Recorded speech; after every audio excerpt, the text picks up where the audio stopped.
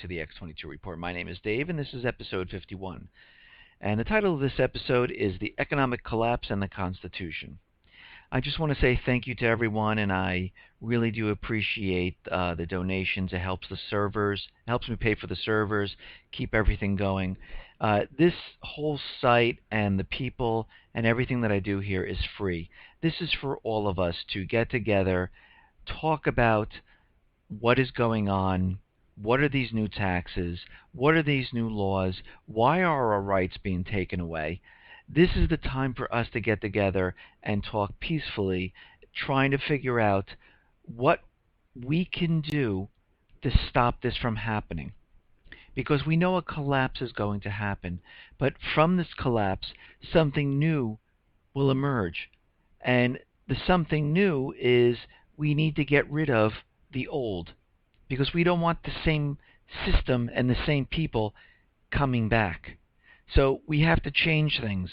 Just like during the Revolution, they were part of the British Empire, but they said enough is enough, and they started anew, and that's why they created the Constitution Bill of Rights and said each person has these rights, because they saw what happened. They saw the control and the taxing and their freedoms being taken away, the central bank putting everyone into debt and keeping them in debt. So we have the same exact thing happening today. We see more taxes. We see more laws. We see our rights being taken away. We see forces being built to control the American people. So this is what it's for. I mean, think about it. Back in the Revolutionary time, they didn't have electronics, they didn't have the internet. They all met in private locations and discussed this. Here today, we can discuss this on using the medium of the internet, and we can have everyone from all over the country, even from all over the world, do this sitting in your house without traveling to a certain location. It is the same thing, but in the modern day. That's all it is. And as you can see, they are trying to get rid of our rights, and so far they're succeeding in getting rid of our rights and taking the Constitution and basically throwing it in the garbage. But let's get into the news and see what's going on and see where they're headed and see what we can do to fight this.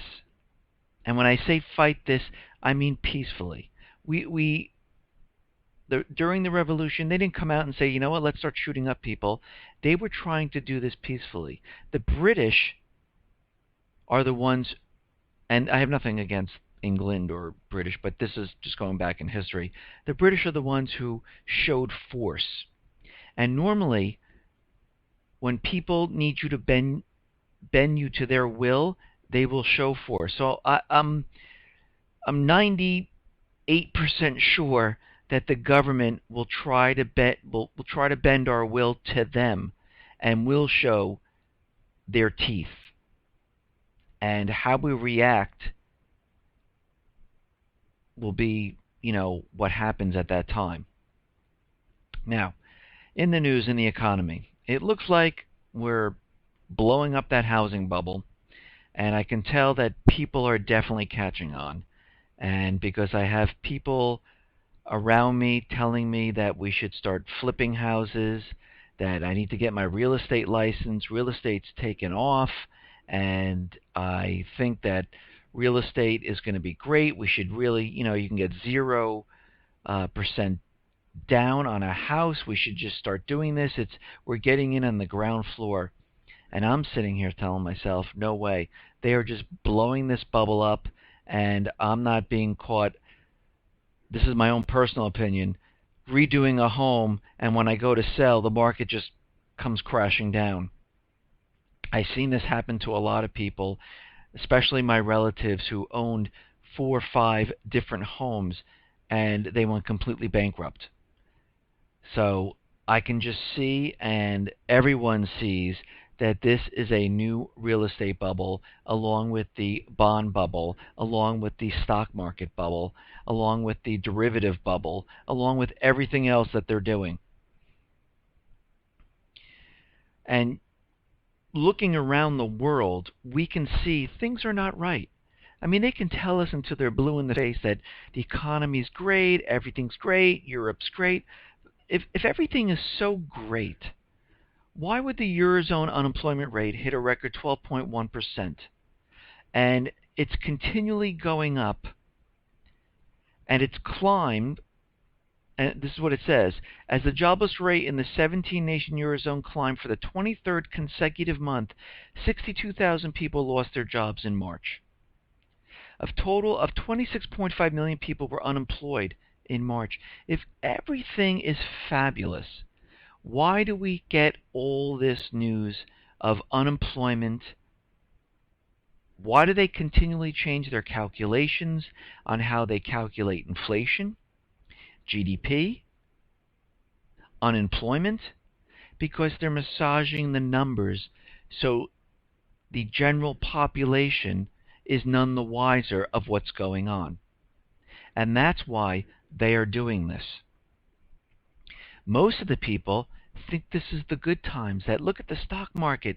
Look at this. The S&P 500 is, almost breaking, 1,500 or wherever we're at right now. The Dow is almost at 15,000. The S&P at 1,600.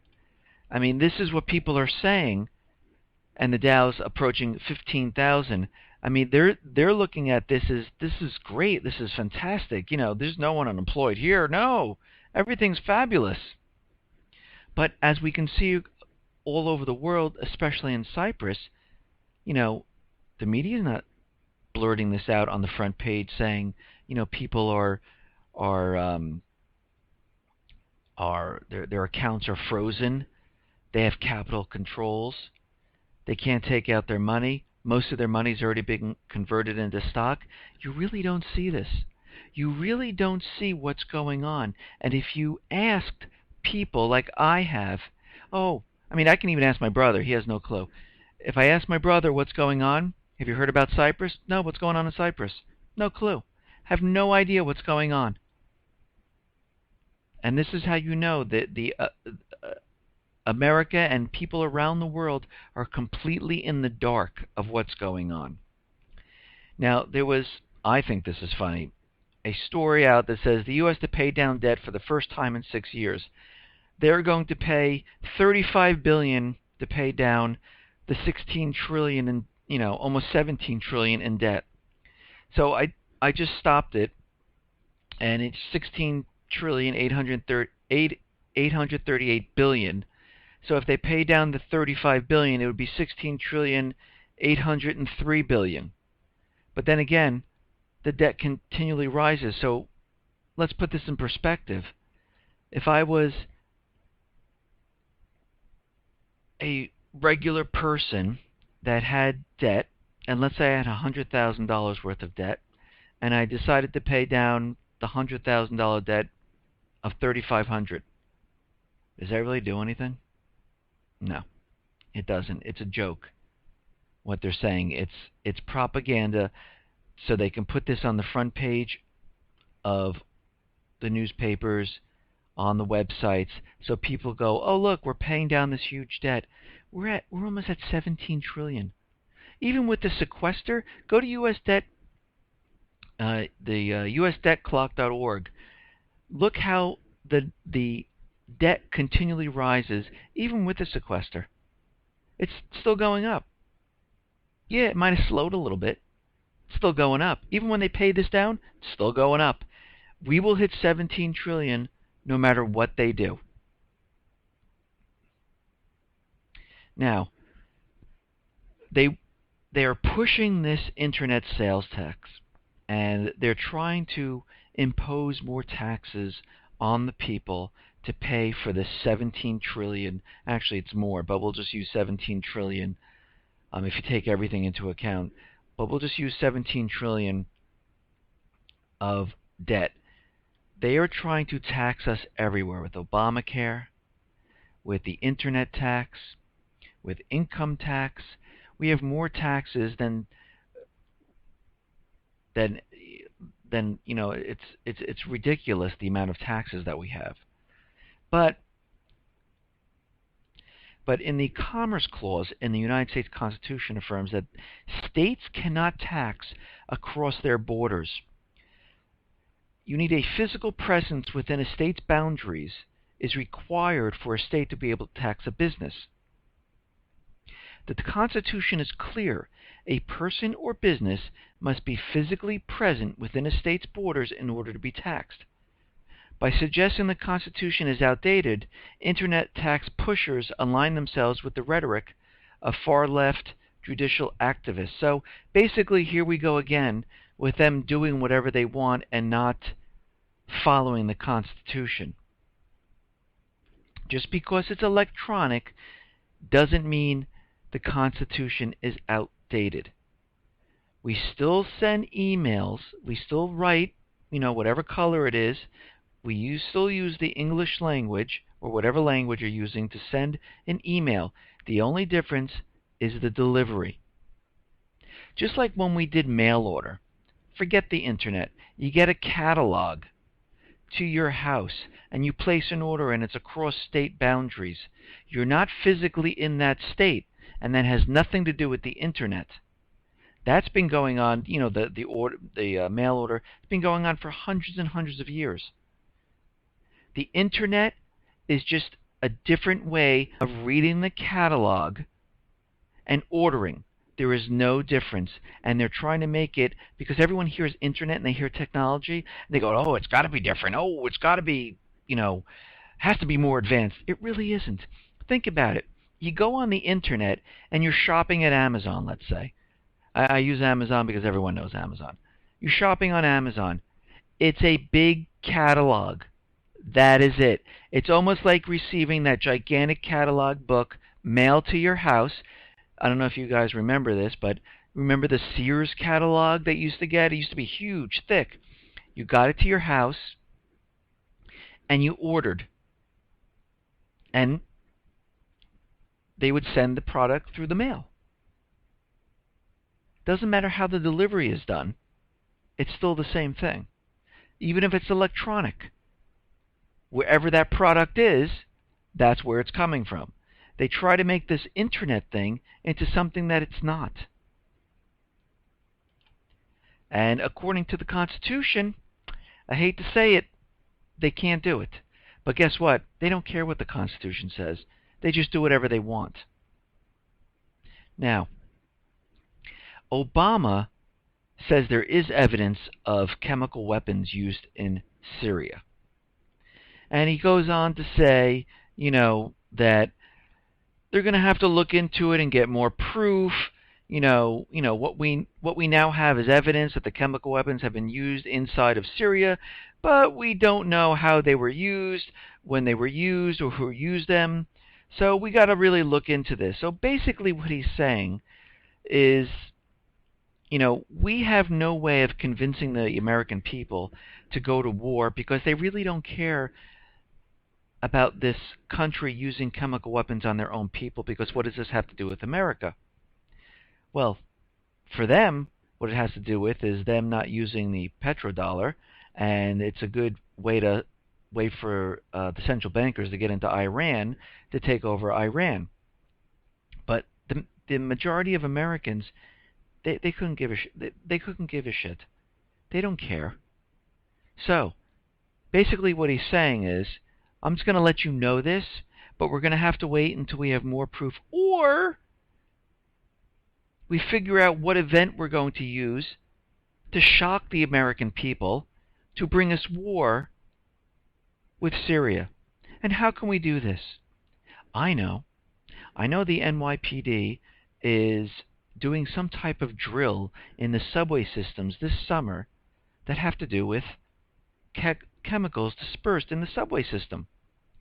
Let's use that. That will be a perfect false flag, and we can tell everyone it was the rebels from Syria. It was Islamic. It was, the Middle East. It was however they want to spin this, it'll be perfect. People will die. People will get angry. How dare they do this in New York again? And we can go to war. This will work out perfectly. Now, it might not happen this way, but this is one scenario. They are planning on an event. Or, they're blaming cyber attacks on Iran. Why not Syria? Wait, they did blame it on Syria just the other day. That could be perfect too. So they're just figuring out which event they're going to use to bring us into this war. So the people back the government and let us move forward so we can bring our troops into Syria. And we're going to have to wait and see how this plays out. But we know it's coming. We definitely do. Now, what's funny to me is every day now I hear this. Every news report, everything on CNN, USA Today, Fox News, CISPA is dead. It died in the Senate. It looks like it has no chance of passing. Oh my God, the president would veto it no matter what. When I hear them going on and on and on and on about how this is dead, you know that it's not. And I linked on this page the executive order of improving critical infrastructure with cybersecurity. The president already set up the executive order to support CISPA, to take away all our rights of privacy, to have our information being shared with the government and companies, allowing the companies to get off the hook if anything happens. This has already been done. What are they waiting for? It's pending in the Senate, just like the gun bill, because they're waiting for an event. That's all. Very simple, very easy. Let's see. So his executive order is improving critical infrastructure for cybersecurity. So what would they need to get CISPA going so they can use this? And the president has no choice but to approve it and not veto it. I know, a cyber attack. Wait, they've been telling us about a cyber attack for a year and a couple of months now, and they've been blaming it on China, Iran, Syria, North Korea, Russia. So they got their whole gamut of people that they can use and all the groups they can use. And when this cyber attack happens, this is going to be really bad, and I've said this before, because they really got to get their point across. And this might even help them in both areas, war and CISPA, and getting rid of your rights completely that have to do with privacy and everything else. Search and seizures, all the rights that we have. Because when they land this on us, first of all, it'll be a total blackout, because the electric power grid, they've been telling us that a cyber attack is equivalent to a nuclear, attack. A cyber attack can cripple our infrastructure, our power grid, our water supply. A cyber attack can destroy the banking infrastructure and steal data from the banking system. They've been telling us this. They've been warning us. Janet Napolitano has been telling us this. Other people in the Pentagon have been telling us this. And they're preparing for this whopper. And it will be bad. If you are not prepared and you're sitting around and you're just counting your silver and your gold and you have nothing else ready, you're going to be hurt by this. Because when you have no electric, no food, no water, the silver and gold is not going to help you at this point, because it's meaningless, because everything else for your survival that you should have been planning on needs to be done. And there'll be a total blackout. People who have no clue of what's going on in the world will have no idea what is actually happening. There'll be no electric, so it'll be very hard to get information. Because I know I was in the blackout during 2003, and I believe this was a test run to see how they can do this. And let me tell you, information. And I was stuck in Manhattan. Now, I didn't live in Manhattan. I worked in Manhattan. I was stuck there, but getting information was very difficult. And you didn't know what was happening. All of us who were in Manhattan thought it was a terrorist attack, that they hit the power grid, because we thought, we're thinking back to 9/11, and here we go with now this. And getting information, not knowing what's going on, nobody could get anywhere. Trains weren't working. You couldn't get food. You couldn't get money. You couldn't do anything. But in the first couple of hours, everyone was okay. I mean, they were selling $2 beers downstairs. They were trying to get rid of their food because most of the generators that everyone thinks they have, who haven't tested them, don't work. Or they don't have fuel in them. Or they do have fuel in them, but they only kept everything running for a couple of hours, and then they had no other fuel. I know the building I was in, they tried to start the generators. They wouldn't work. And when this happens on a large scale, and you're in your home, and your refrigerator and freezer are getting warmer and warmer, and this goes on for 5, 6, 7 days, there's no food. People are running to supermarkets trying to get food, but they have no way of paying for it. They have no way of accepting debit or credit, and people who don't keep any cash in their house have no way of paying for it. So people are going to get angry, and people are going to, do a run on the supermarkets to get food, because those people who don't have food are going to have a very tough time. Those people that don't have candles, solar-powered lights. Now, I have solar-powered lights that have, they're LED, they have solar on top, and they also have a crank to charge it up. They also have an adapter that I can plug into a cell phone and charge that up. And I was looking at, they're expensive. I was looking at these solar generators where you can set up the solar panels, and basically you can keep a refrigerator going, a couple of lights, and a TV going. So, I mean, it's not as good as a gas-powered one, but then I don't have to rely on fuel. And I figured if I get, one of those or two of those, and I'm not a rich guy, so I have to save my money to get one, and hopefully, I get it before everything happens. But if I can get that, I believe that would really help.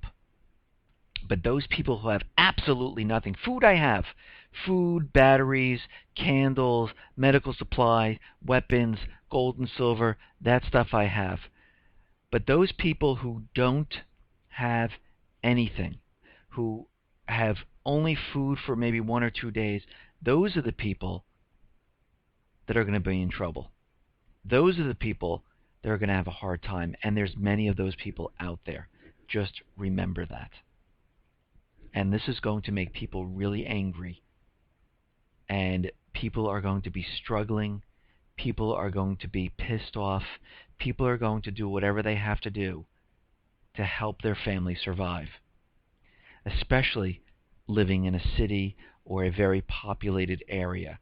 I mean, the first couple days might be fine, but anything after that, that's when it's going to start breaking down, and people are going to, start getting angry. You saw it in the Northeast when Hurricane Sandy hit.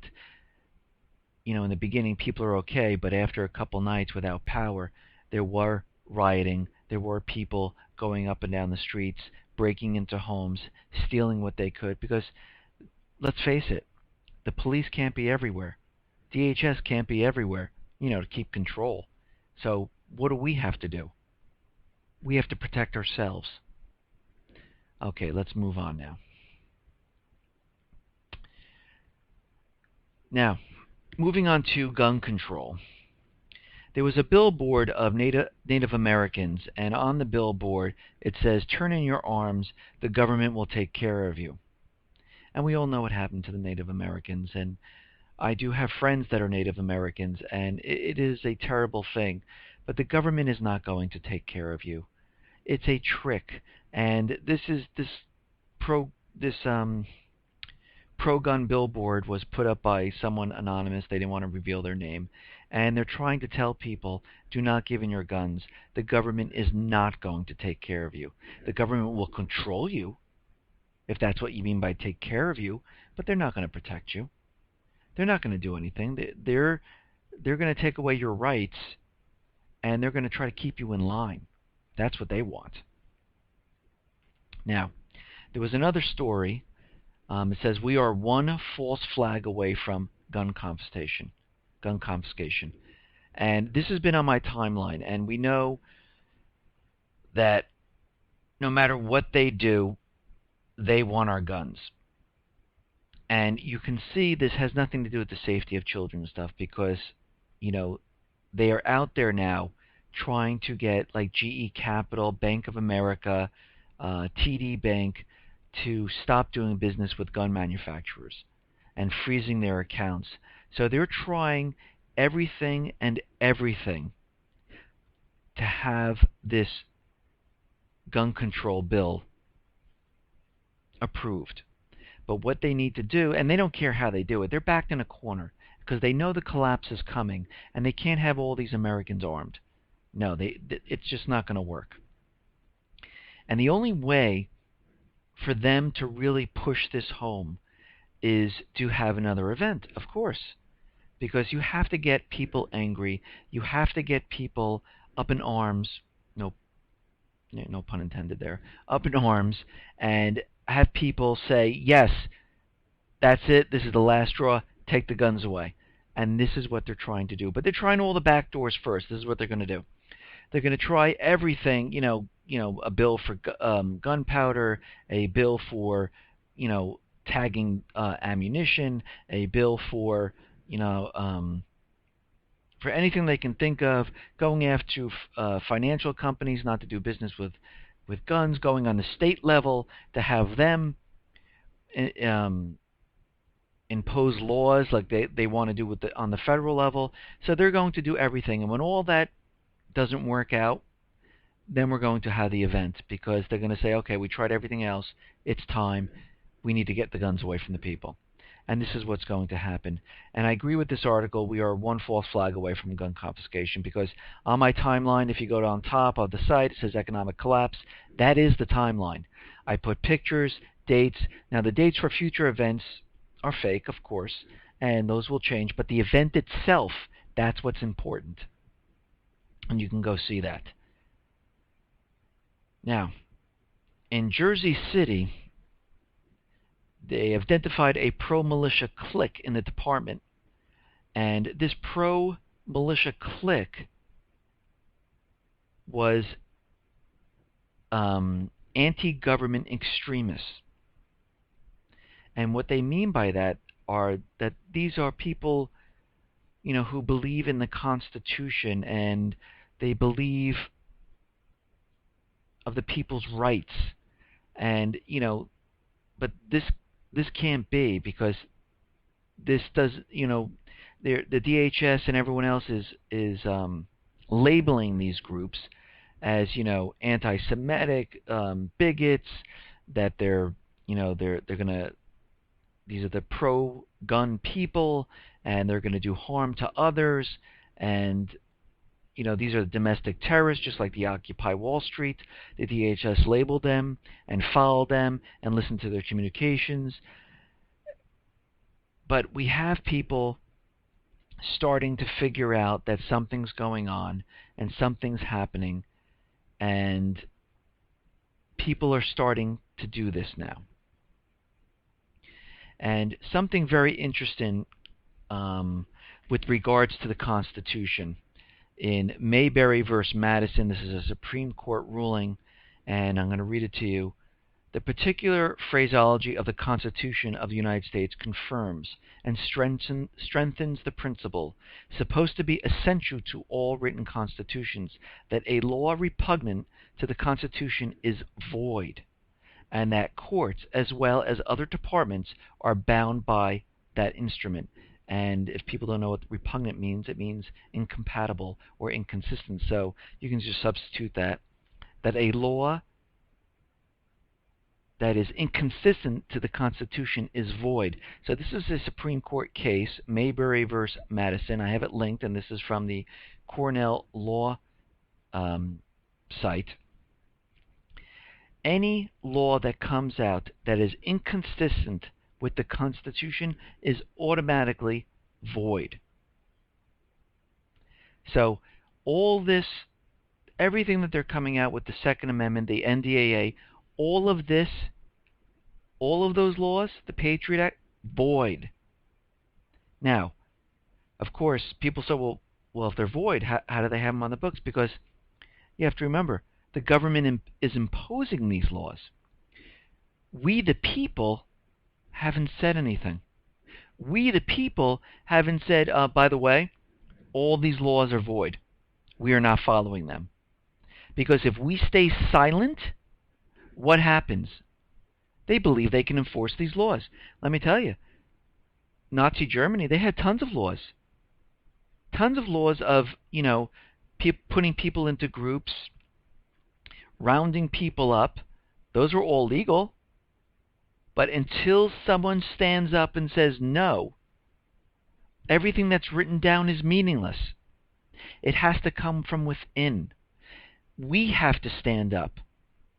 And we can't say, well, I hope somebody does this. No. You're the somebody. I'm the somebody. We are all the somebodies. This is what people forget. We can't rely on others. We have to rely on ourselves. We are the somebodies. And I just wanted to read this to you. And I thought it was very interesting, and I really liked it. Patriot militia attacks government forces. Police and National Guard units seeking to confiscate a cache of recently banned assault weapons were ambushed Sunday by elements of a paramilitary right-wing extremist faction. Military and law enforcement sources estimate that 72 were killed and more than 200 injured before government forces were compelled to withdraw. Speaking after the clash, Massachusetts Governor Thomas Gage declared the extremist militia faction has citizens who have links to radical right-wing tax protest movement. Gage blamed the militia for recent incidents of vandalism directed against Internal Revenue offices. The governor, who described the group's organizers as terrorists, issued an executive order authorizing the summary arrest of any individual who has interfered with the government's efforts to secure law and order. The law enforcement team, augmented by elements of the National Guard, were sent to raid a militia arsenal after widespread refusal of right-wing extremists to turn over recently outlawed assault weapons. This decision followed a meeting in early July between government and law enforcement, which authorized the confiscation of the illegal arms, known as the weapons of choice among criminals and militias. One government official, speaking on condition of anonymity, pointed out that none of these people would have been killed had right-wing extremists obeyed the law and turned over the weapons voluntarily. Police and government forces initially succeeded in confiscating a large supply of outlawed weapons and ammunition.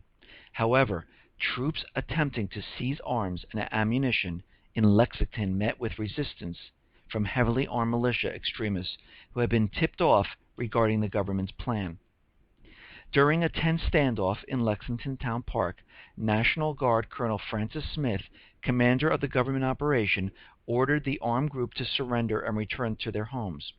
The impasse was broken by a single shot, which was reportedly fired by one of the right-wing extremists. 8 civilians were killed in the ensuing exchange. Ironically, the local citizens blamed the government forces rather than the extremists for the civilian deaths. Before order could be restored, Heavily armed militia groups from surrounding areas had descended upon the police and guard units. Colonel Smith, finding his forces overmatched by militia mobs, ordered a retreat. Governor Gage has called upon citizens to support the State National Joint Task Force in its effort to restore law and order. The governor has also demanded the surrender of those responsible for planning and leading the attack against the government. Samuel Adams, Paul Revere, John Hancock, who have been identified as ringleaders of the extremist militia faction, remain at large. So you can see, when you read this and you hear this, that these were the right-wing extremists. Just think about this for a minute.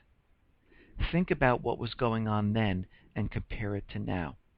Because when I started reading this, I thought this was happening now, because it sounds like it could. We have to remember we are the somebodies. We are the people that will make the change. If we really truly want something to change, we have to do it. Listen, everyone. Everyone have a great day. Be well, be safe, and especially, please, get prepared. Thank you very much.